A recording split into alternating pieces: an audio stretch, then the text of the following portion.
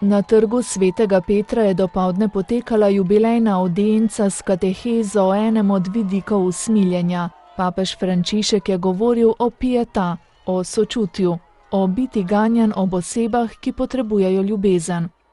Pietas je pojem iz grško-rimskega sveta, kjer je pomenil držo podrejenosti pred nadrejenimi, predvsem pa je bil povezan s pobožnostjo do bogov, spoštovanjem otrok do staršev, še posebej do ostarelih oseb.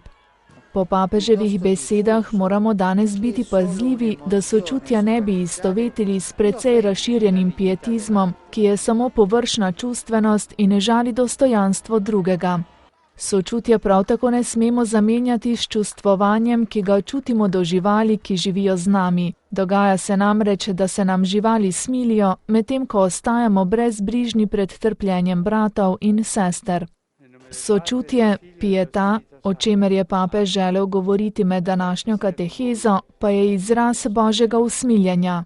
Gre za enega od 7 darov Svetega Duha, ki ga Gospod daje svojim učencem, da bi bili voljni služiti Božjim navdihom.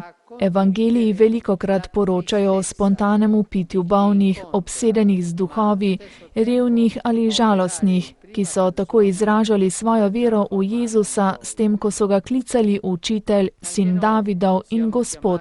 Čutili so, da je v njem bilo nekaj izjemnega, da jim lahko pomaga izstopiti iz žalosti, v kateri so se nahajali.